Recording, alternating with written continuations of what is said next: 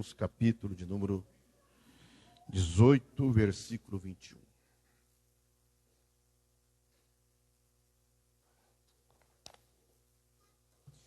Então Pedro, aproximando, perguntou a Jesus: Senhor, até quantas vezes meu irmão pecará contra mim, que eu lhe perdoe? Até 7 vezes?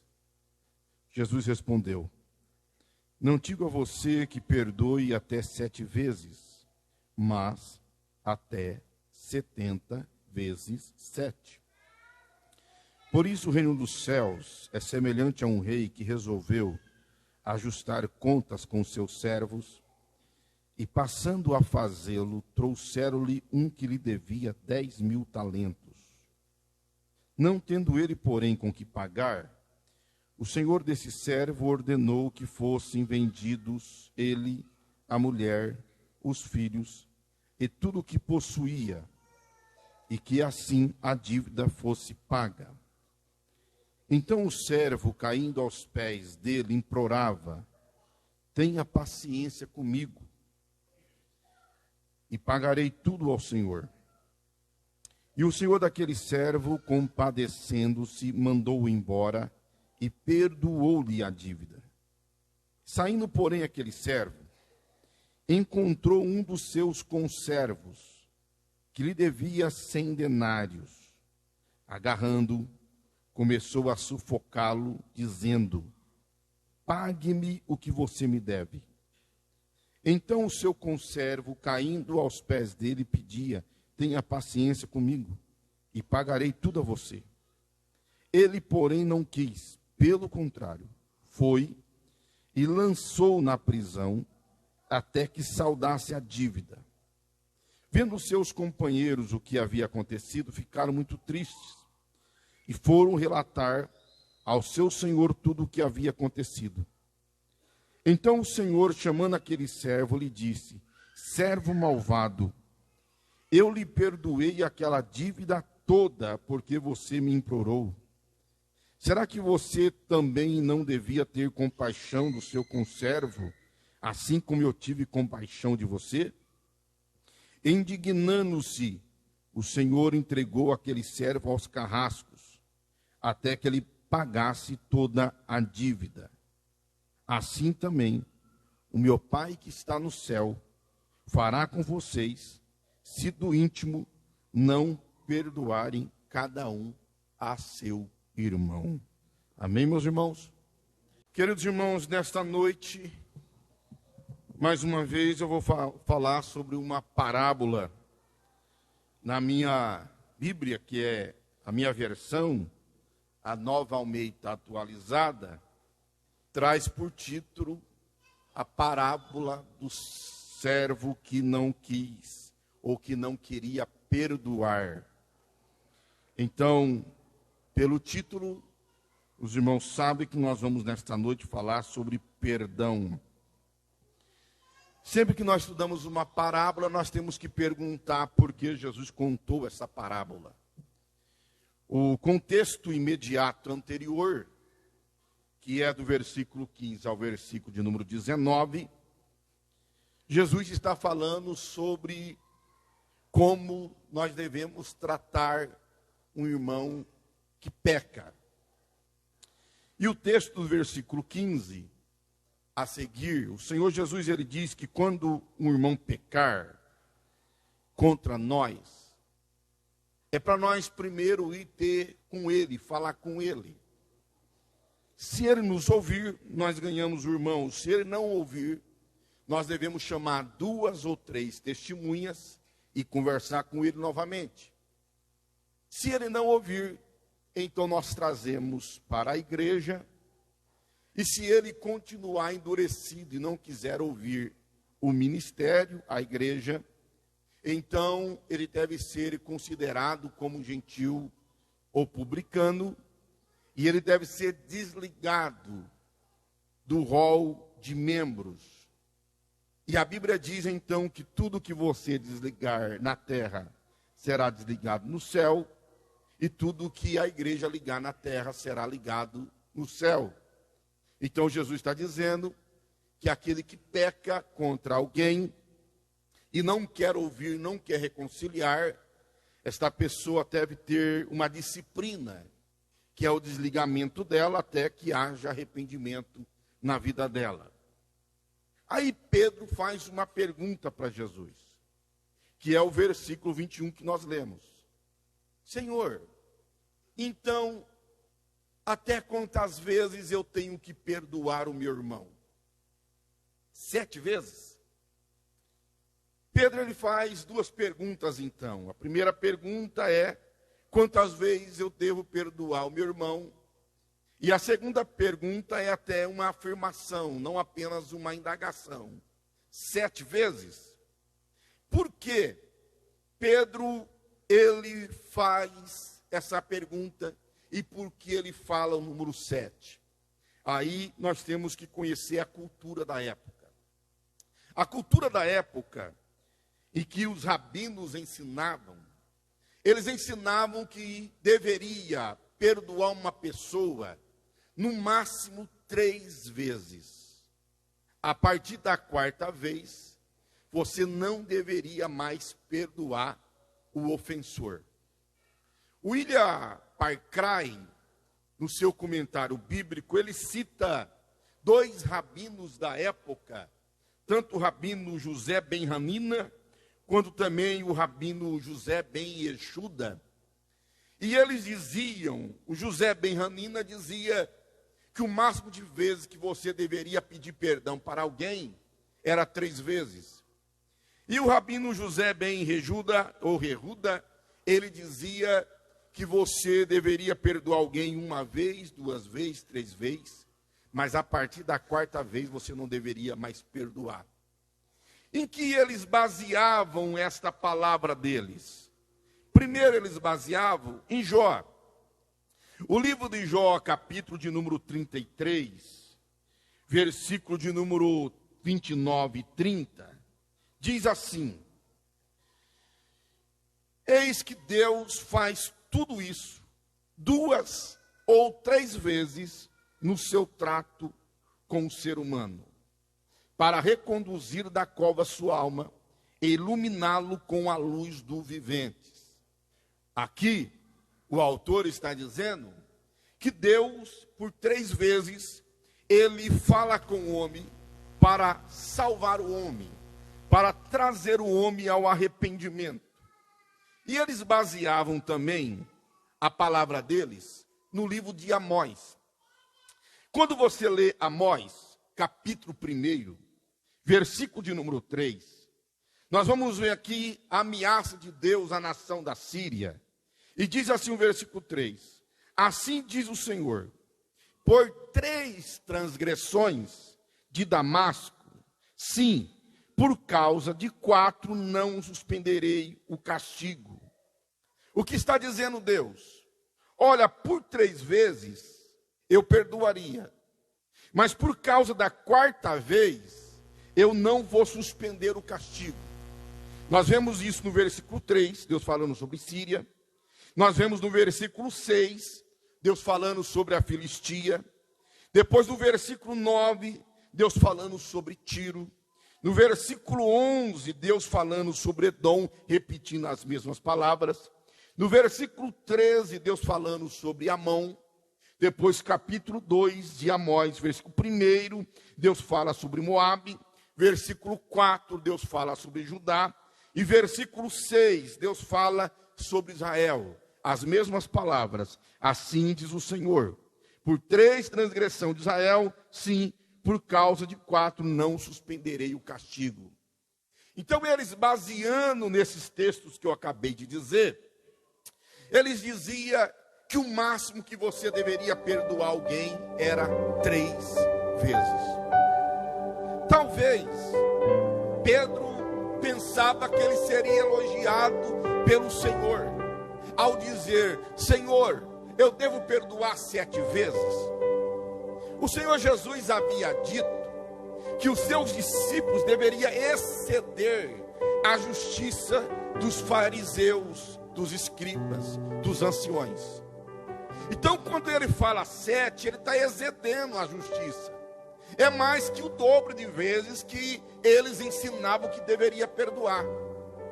Mas de repente ele recebe uma resposta de Jesus, que ele não deveria perdoar apenas 7 vezes, mas 70 vezes 7. Jesus está dizendo que nós devemos perdoar então 490 vezes? Não, não é isso que Jesus está dizendo. Para o judeu, isso que Jesus acabou de falar, para a mente judaica, isso significava um número incontável. Então Jesus não está dizendo você deve perdoar apenas 490 vezes. O que Jesus está dizendo é que você deve perdoar infinitas vezes o irmão que pecar contra você.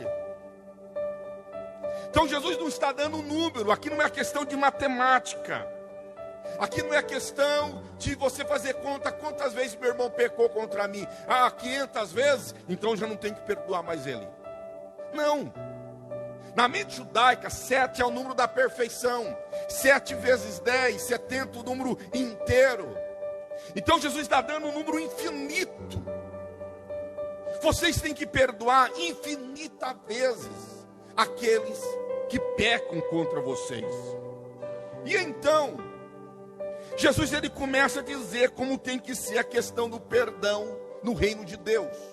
Por isso que ele vai contar essa história. Versículo 23. Por isso o reino dos céus e reino de Deus é a mesma coisa. Significa o quê? O reino de Deus, a soberania de Deus.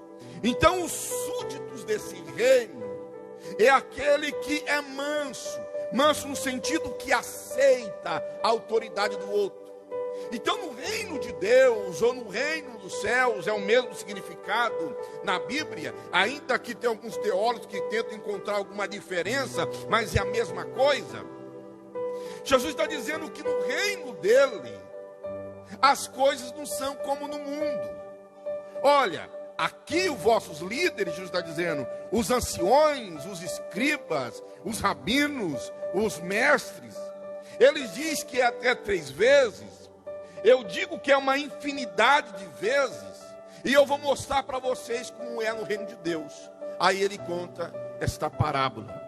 Ele conta a parábola de um rei que começa a olhar os livros caixas para encontrar os devedores que não estão pagando. E ali ele encontra um homem que deve a ele 10.000 talentos. Talvez você não consiga compreender o que é 10.000 talentos. Eu vou explicar para você. Um talento equivale entre 30 e 34 quilos de prata. Um talento valia na época de Cristo 6.000 denários. 6.000 denários. Aquele homem devia 10.000 talentos, ou seja, aquele homem devia 60 milhões de denário. 60 milhões de denário. Isso quer dizer, um denário equivale a um dia de trabalho. Aquele homem devia 60 milhões de dias de trabalho para o seu Senhor. Isso quer dizer que ele tinha que viver 150 mil anos sem gastar um único denário para poder pagar a dívida dele. Você consegue imaginar o tamanho da dívida desse homem? Para você ter um exemplo de comparação, Baikraj, ele diz que na Palestina, na época de Cristo, todo o imposto recolhido, somando com a Galileia, que era a região mais rica, dava 900 denários de imposto em toda a Palestina. Ou seja, demoraria mais de 11 anos para recolher de imposto todo o dinheiro que aquele homem ele devia. Ele não devia pouca coisa. Ele jamais poderia pagar a dívida dele. A questão que muitas vezes se pergunta é: como esse homem foi dever 60 milhões de denários? Quem em sã consciência vai emprestar para alguém esse dinheiro? Então acredita-se que nessa história a suposição é que ele desviava dinheiro. Ele foi descoberto desviando dinheiro. O valor que ele havia desviado do caixa era 10 mil talentos. Aí o rei chama esse homem para acertar a conta. E esse homem diz: eu não tenho dinheiro para pagar. Então o rei vai cumprir aquilo que a lei estabelecia. Ele poderia vender o homem e a sua família como escravo, para que o dinheiro do salário do escravo o rei recebesse. Só que eu disse aqui para os irmãos que esse homem tinha que viver 150 mil anos para pagar a dívida, se ele ganhasse um denário por dia. Esse homem morreria. Ele deveria nascer, vamos pôr que a expectativa de vida no Império de Roma era de 33 anos a 35 anos. Quantas vezes esse homem tinha que morrer e nascer para pagar essa dívida? Se nós acreditássemos em reencarnação, que nós não acreditamos, porque a Bíblia diz que uma vez que o homem morreu, só lhe resta o juízo. Esse homem jamais conseguiria pagar. Mas esse homem cai aos pés do seu Senhor e diz assim: olha, me perdoa, não me prenda, eu vou pagar a dívida. E ele começou a pedir compaixão e misericórdia. O coração daquele senhor foi aplacado, foi misericordioso.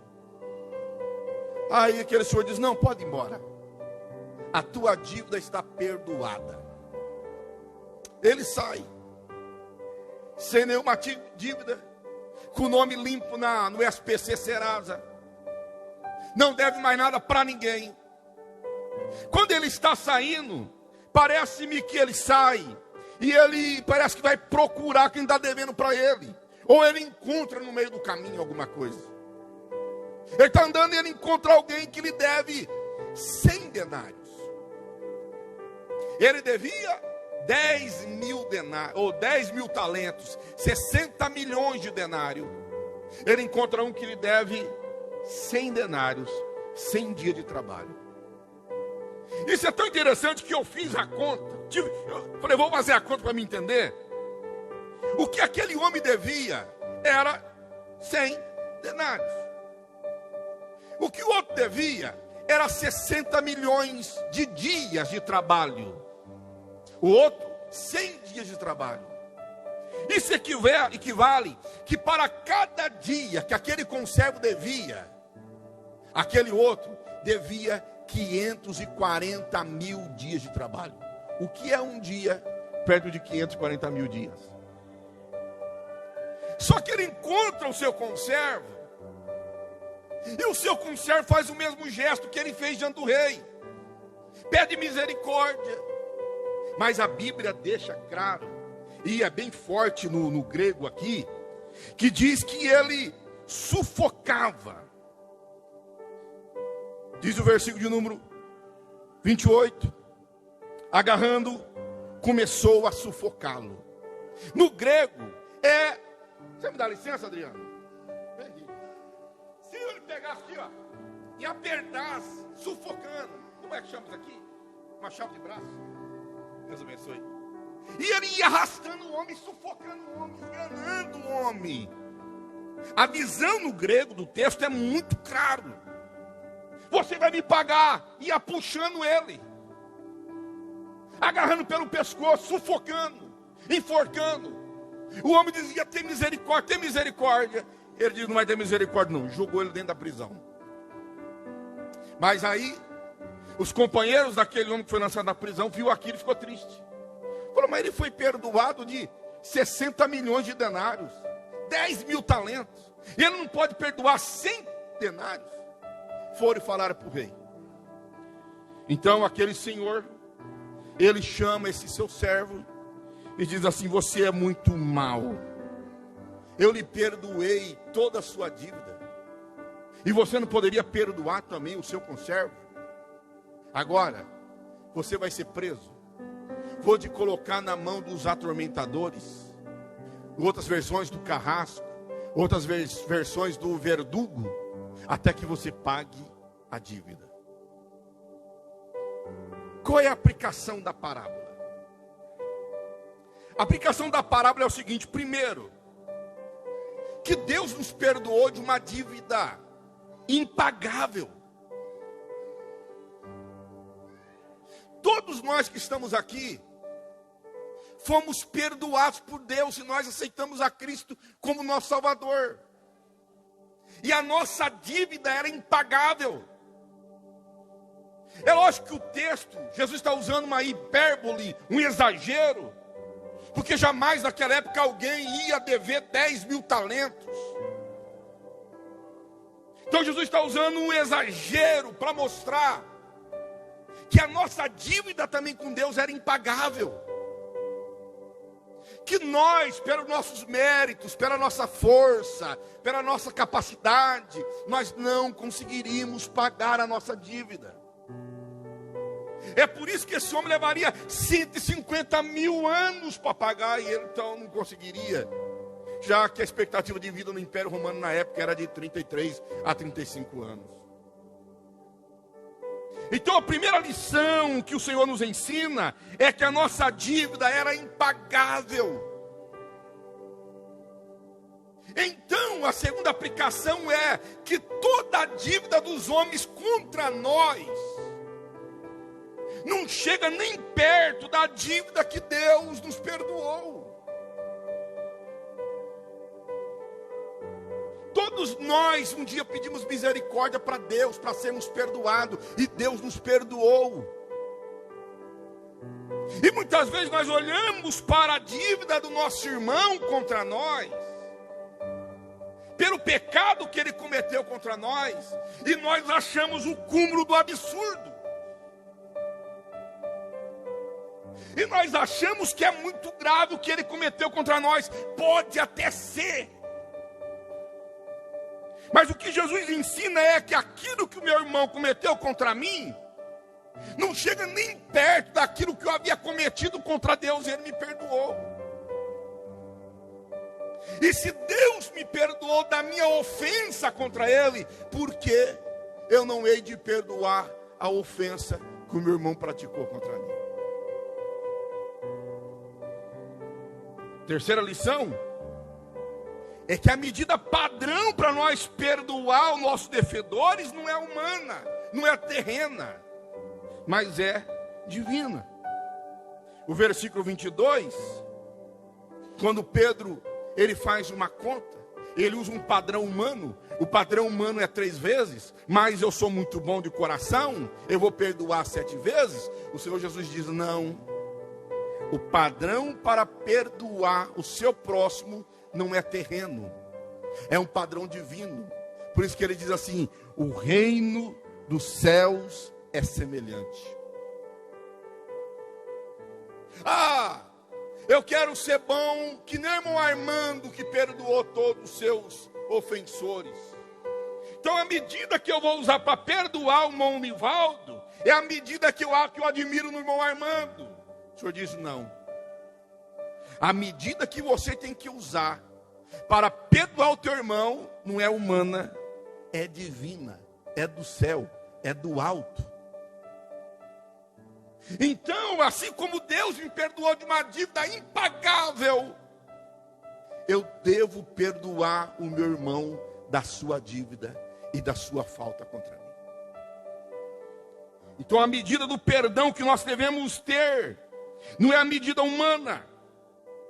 Eu gosto de uma citação que Bacon faz no seu comentário, que ele diz assim, podemos fazer a conta em nossa mente, mas é uma aritmética celestial. Nós devemos fazer no coração.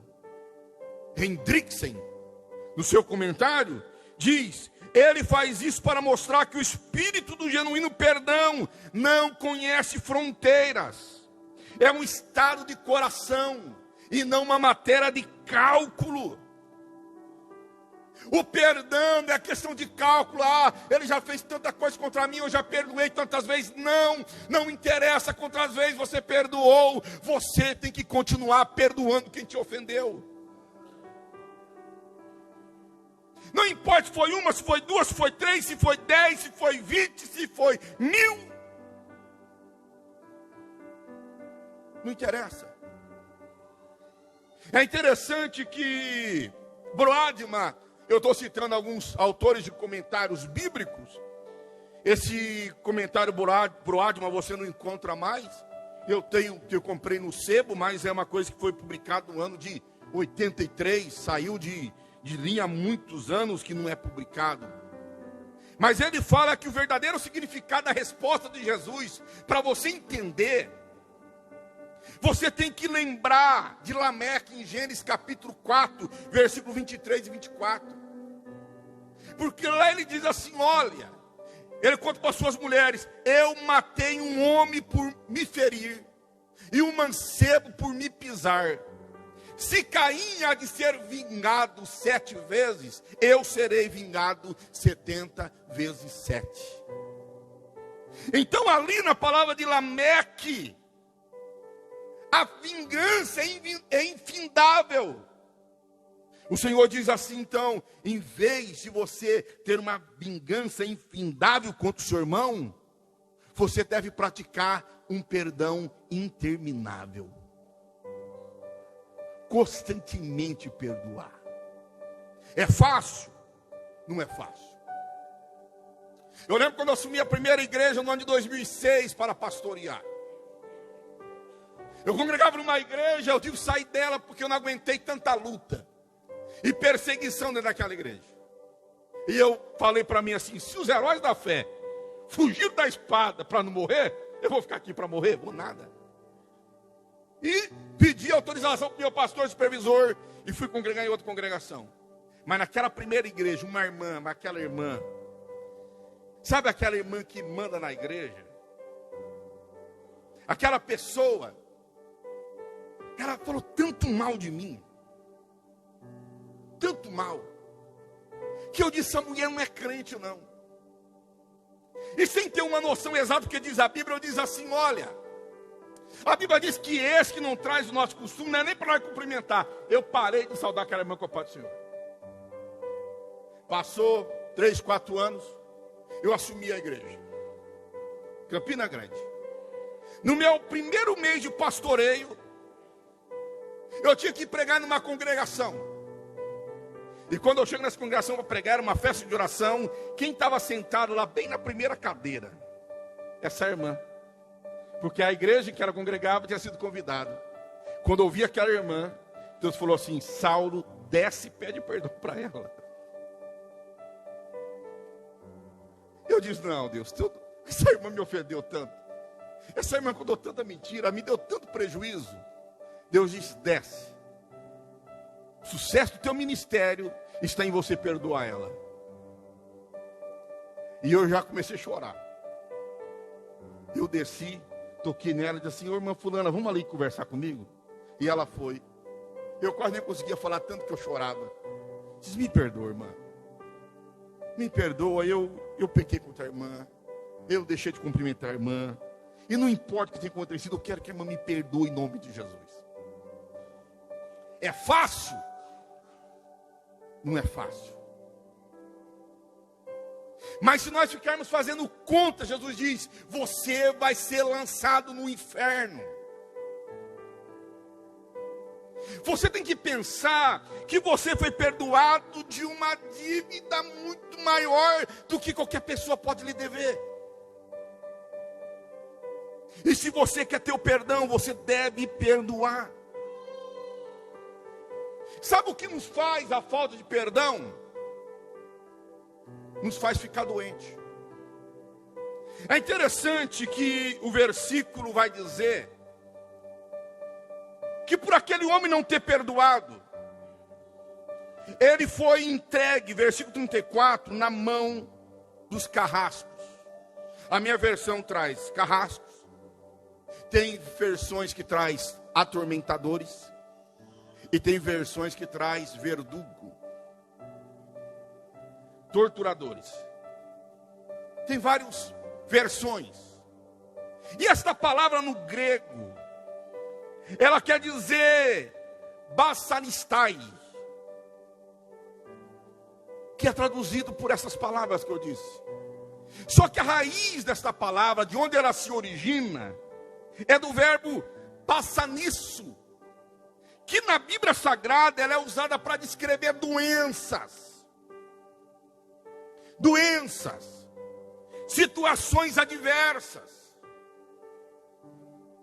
O que nos faz entender, e o que a própria psicologia nos ensina, é que pessoas que têm dificuldade em perdoar, eles vivem atormentados, eles vivem doentes. Tem pessoas com doenças psicossomáticas. Tem pessoas que não conseguem mais viver, olhar para frente, porque eles estão presos numa angústia, numa dor, numa amargura, porque alguém fez alguma coisa contra ela. A pessoa deixa de viver. Ela acorda, ela dorme, ela come, toma café com a pessoa que ela está chateada. Porque ela não consegue perdoar. Ela está presa no seu ódio, no seu rancor. O que tem de pessoas doentes, por causa de raiz de amargura, por causa da ofensa de alguém, não está escrito. O Senhor Jesus está nos ensinando que quando falta perdão no nosso coração, nós ficamos doentes.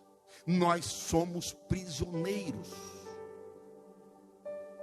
Nós vivemos dentro de uma prisão, enquanto aquele que é o alvo do nosso ódio está tranquilamente vivendo.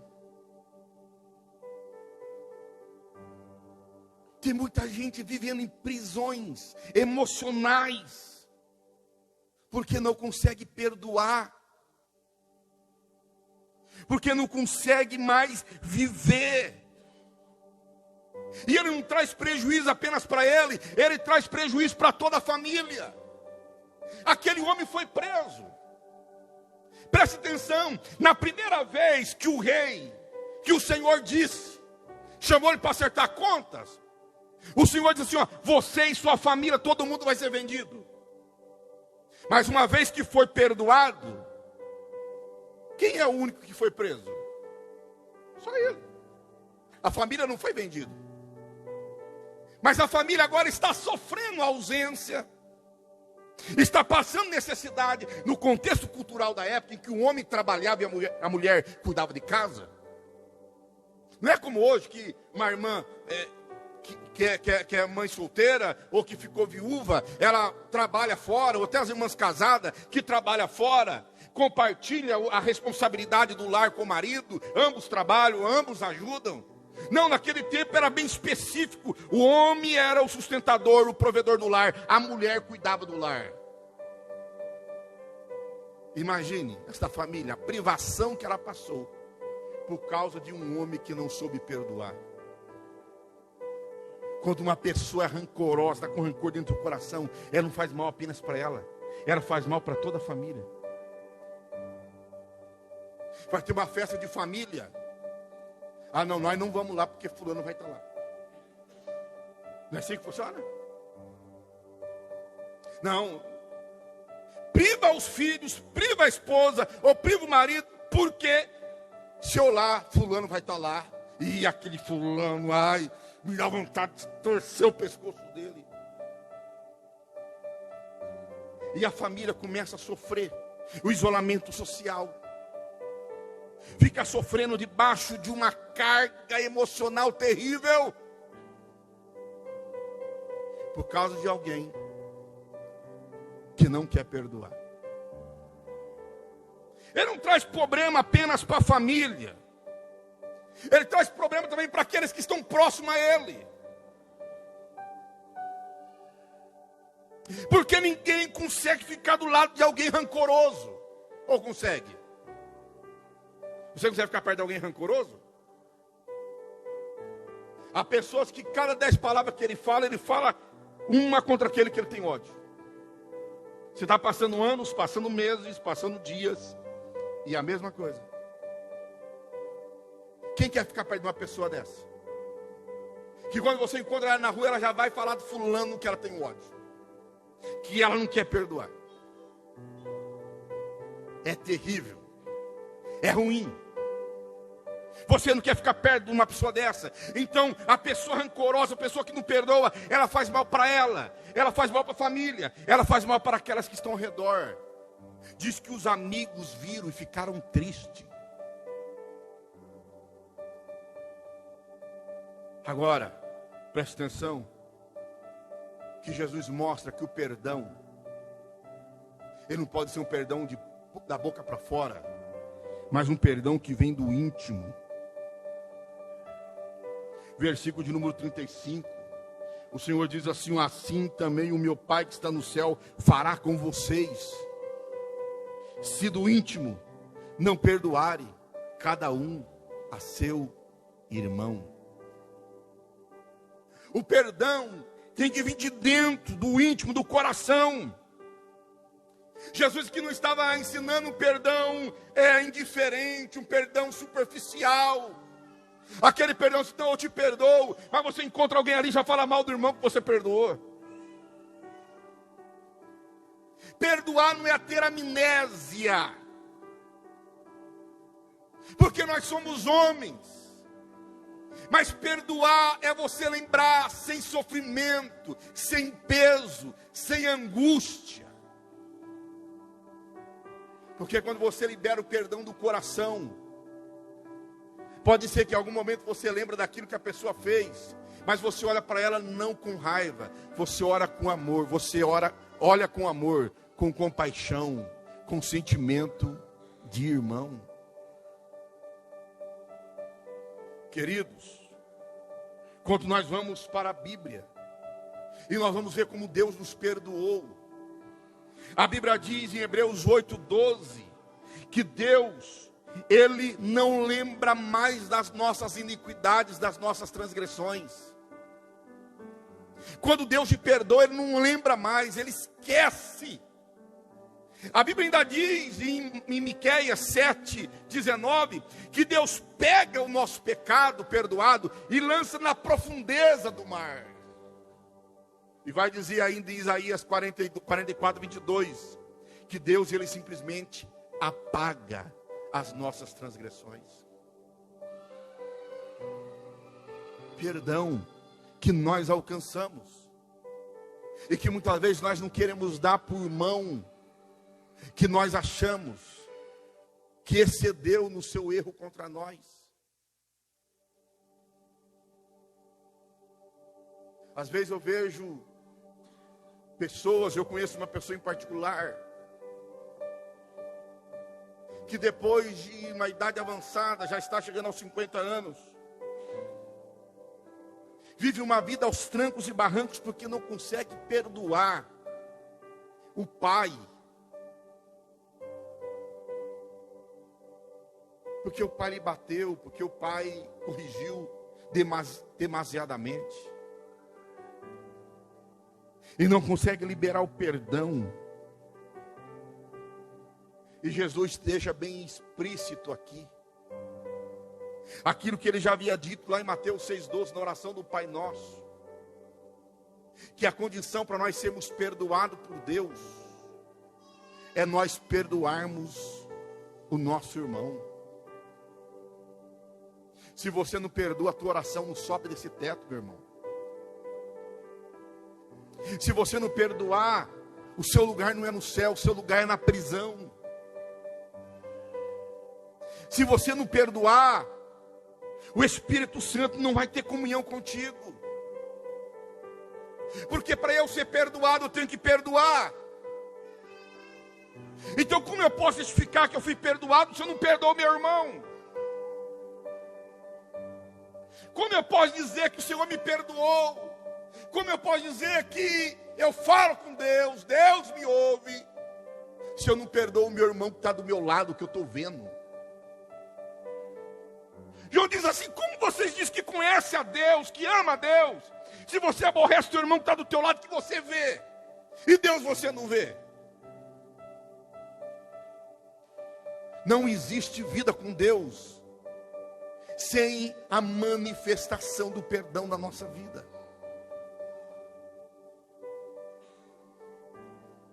Pessoas entram na igreja e saem do mesmo jeito, porque... E aqui somos todos homens, né, irmãos? Homens, nós falamos no sentido genérico, de ser humano, todos nós somos. Carne e osso, sentimentos, emoções, todos nós erramos constantemente. Desde o princípio da minha vida ministerial, eu comecei a pôr, independente do que acontecer, eu tenho que abraçar o meu irmão, eu tenho que sorrir para ele, e eu tenho que amá-lo. Talvez uma das funções mais difíceis dentro de igreja é ser pastor. Porque nenhum pastor vai agradar 100% da sua igreja. E todos os pastores erram. É difícil alguém não falar mal do pastor. Difícil. Eu acho que na minha vida eu já até falei. Então, às vezes quando eu tenho que falar mal ainda do pastor José, eu tenho que tomar cuidado. Porque a gente sempre tem alguma coisa a criticar. Mas você tem que olhar um para o outro e nós temos que nos amar. Eu tenho que entender que o meu irmão é tão homem como eu. É tão humano quanto eu. E ele comete tanto erro quanto eu cometo. Mas que se nós perdoarmos uns aos outros, nós podemos chegar até Deus, que Deus também vai nos perdoar. Então Jesus conta esta parábola. Talvez, e certamente melhor dizendo, a tua dívida, a minha dívida era como a desse homem, impagável. Mas o Senhor nos perdoou. E qualquer dívida que qualquer pessoa fez contra você, eu não estou falando de dívida financeira, eu estou falando de qualquer coisa que lhe trouxe dano, não é nada em comparação àquilo que você fez contra Deus e de tudo aquilo que Deus te perdoou. Quem entende esta palavra, diga amém. Então olhe para o teu irmão, procure o teu irmão, reconcilia com o teu irmão. Pastor, mas foi ele que pecou contra mim. Sim, foi ele. Mas a Bíblia diz, no contexto da parábola disse, que se seu irmão pecou contra você, é para você ir lá ter com o teu irmão. Diz que se você vir no altar e trazer a tua oferta, e você lembrar alguma ofensa do teu irmão contra você, é para você deixar a oferta. É para você primeiro ir lá e reconciliar, e depois vir ofertar. Então, querido, reconcilie com o teu irmão. Perdoa o teu irmão. Não importa o que ele fez, o que ele falou que te magoou, perdoa ele. Porque o nosso perdão está condicionado em nós perdoar. Amém? Amém? Nós vamos ouvir o grupo de louvor louvar o Senhor Jesus agora. Enquanto nosso grupo de louvor vai estar louvando, nós vamos contribuir com